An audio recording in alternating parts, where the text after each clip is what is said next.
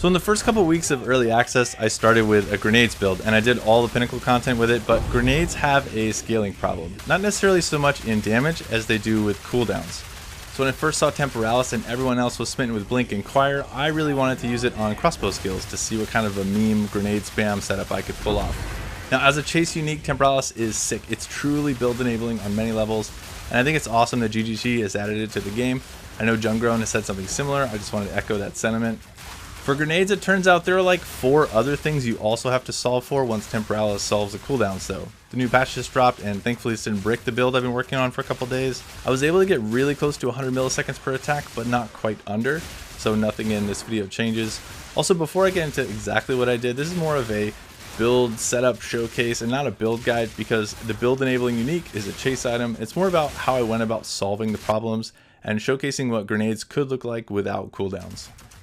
First, I wanted to see how many grenades I could pump out, and when I was testing some other skills and supports for my last character, I noticed that the Bullseye support, which gives 50% more accuracy, if I had Falcon Dive on my tree, it would give me attack speed too, so maybe accuracy was the answer, or at least part of the answer, to providing a lot of attack speed.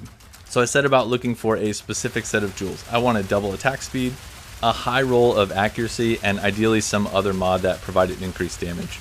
You can find accuracy in large amounts on rings, helmets. I found a crossbow with 400 accuracy, and so we got a lot of accuracy, 36,000 in fact, which gives me 144% increased attack speed. I've also got 652 dexterity, so Falcon Technique on the tree gives me 43%. I bought Corrupted Gloves with 4% attack speed, which gives another 104%. 40% from jewels and 18% from the tree, all adds up to 436% increased attack speed and an attack rate of 130 milliseconds, or roughly 38.46 grenades per second. That's a lot of grenades, so mana is the next problem, and realistically I think gemling is the only manageable solution with advanced thaumaturgy. This ascendancy gives a flat 30% less mana cost, and when combined with inspiration is a total of 70% less. That is less, not reduced. And to further push the mana cost down, I anointed Deep Trance and took conservative casting and mental toughness on the tree for another 33% reduced. Still, gas grenades are hungry, so gemling to the rescue again with enhanced effectiveness, which doubles my mana pool and also doubles the amount of accuracy I get from dexterity, which feeds into the accuracy attack speed loop. Even with all this mana reduction though, it's not fully enough because we're spending a lot per attack, and the whole goal was sustained grenades. And I also had to make a trade-off with some damage to push out this many grenades, and at the upper end it was super fun to play, but I like damage, and the metric at the end of the day is often how many arbiters per second can you kill, so I started re-optimizing for a more balanced setup, which meant more single target damage.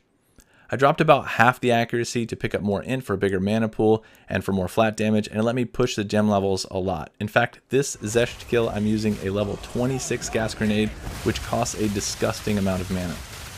Mana costs scale aggressively in this game for attacks about 12.5% per level, or 5% more damage, but it's one of only a few damage scaling vectors, so I thought it was important to include. And not only that, you get additional AoE with levels, and the real power of gas grenades is AoE shotgunning, which is probably the strongest damage multiplier in Path of Exile. To put a fine point on it, here are 2 Zesht kills I killed early on when testing the much lower damage setup. One has concentrated effect, and the other has magnified effect. Concentrated effect gives 40% more cheat DPS, but as you can see here, the actual in-game damage disparity is significant. Mapping is also a thing you have to do in Path of Exile, and for that, since we've got a Temporalis, we might as well use it. I've dropped some of the defensive auras I would otherwise want and took Blink. For full commitment to the idea, I just use grenades for clear and it works fine, but you could also use Galvanic, which is currently the best crossbow clear skill if you didn't want to full send grenades. And if you're doing like really juiced breaches with a lot of pack density, Galvanic's going to be a better setup. Now this character isn't complete, I'm still tinkering with it, but all the ideas you might need if you wanted to explore high yield grenades are here. You could certainly push a lot more accuracy than I have, and I estimate that the actual DPS ceiling is probably closer to 25 or 30 million with much better gear. The last thing I want to talk about is Radiant Grief versus Birth of Fury. Now I really wanted to like Birth of Fury because it meant I could have accuracy on my helmet, but you have to actually go to something and then walk away for the grenades to ignite. Quality of life with Radiant Grief is just so much better that I dropped this. Plus having 35% movement speed on boots is just, it's hard to give up. All right, that's it. I'm gonna drop a mobalytics guide for the passive tree as I have it set up and all the gear that I have if you're curious. And now I'm gonna go figure out dinner.